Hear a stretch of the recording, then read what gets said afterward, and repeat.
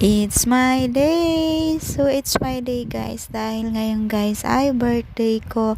So, yun nga lang guys ay pagkagising ko ay hindi ko na namalaya na nakauwi na pala ang asawa ko at nasa tabi ko na. So, yun guys, nakakalungkot lang ay hindi man lang niya ako nabati ngayong birthday ko. So, ako'y bumangon na nga at nagwalis-walis muna ako dito sa aming mga hinihigaan. Iniisip ko na lang na baka mamaya ay may pa-surprise ang aking asawa. So, linis-linis na lang muna.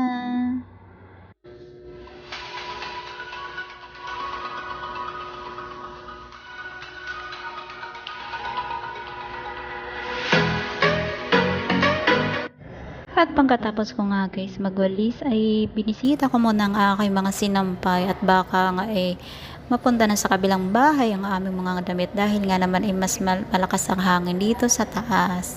At sinunod ko na nga po ang pagtutupi ng aming mga damit. So kita nyo naman guys ang aking asawa at ang sarap-sarap ka naman ng tulog. Samantalang ako ay nakatingin laan sa kanya dahil nga ay hindi man lang ako mabati sa aking kaarawan.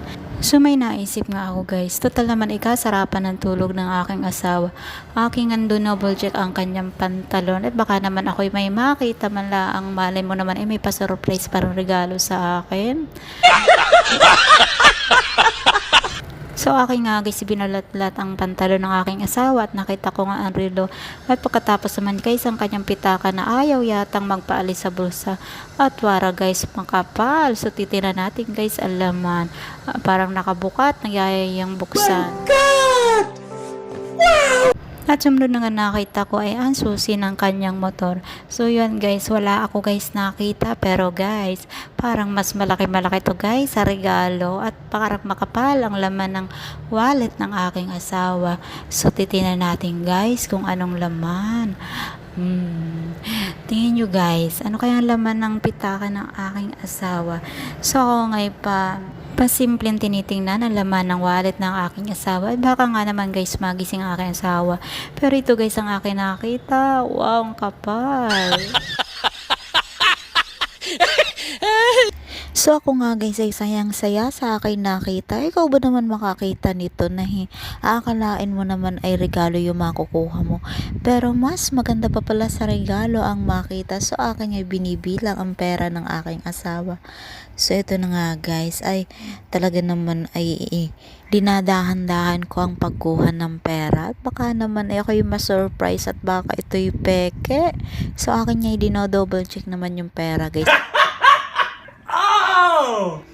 So nung nakuha ko nga ang pera sa wallet ng asawa ko ay binilang ko naman ito guys at medyo marunong din naman ako guys magbilang ng pera. So binilang ko ito guys kasi nga guys ay sobrang kapal at talaga naman ako'y tuwang-tuwa sa pagbibilang ng pera. At ito nga enjoy ang aking daliri sa pagpapadulas sa pera. Ikaw ba naman ay makahawak ng ganito kakapal ay talaga naman ay mag-i-enjoy ka. Ito nga naman at ako'y lilinga-linga at baka naman ay may makakita at baka makahingi pa ng aking grasya. So bago pa nga napudpod ang aking kamay ay tinigil ko na ang pagbibilang at alam ko naman ay ito'y akin at ay wala nang bawian. So ito na nga po kakapal ang aking nakuha sa aking asawa. Pero guys, tinirahan ko naman siya ng pera. 20 nga laang. Pero okay na din to guys para makapagsimula uli siya mag-ipon.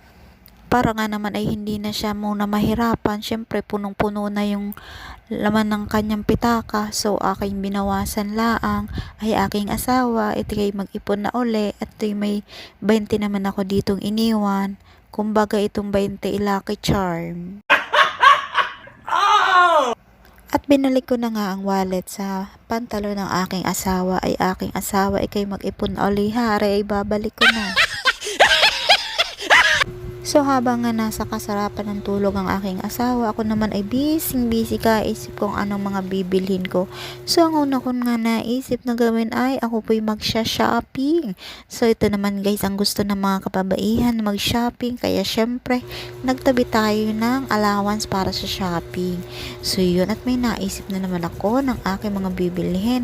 Mga damit, syempre guys hindi yun mawawala. Damit, sapatos, sapatos, yung mga magaganda. So, syempre guys, hindi naman lahat na pag nagkakapera tayo, lahat ibibili na ang mga luhan natin. Syempre, kailangan din naman natin mag-save. So, nung natapos ko na ng pagparte-partehin ang pera ng aking asawa, ay ako'y tumabi na nga sa asawa at ako'y napayakap na lang.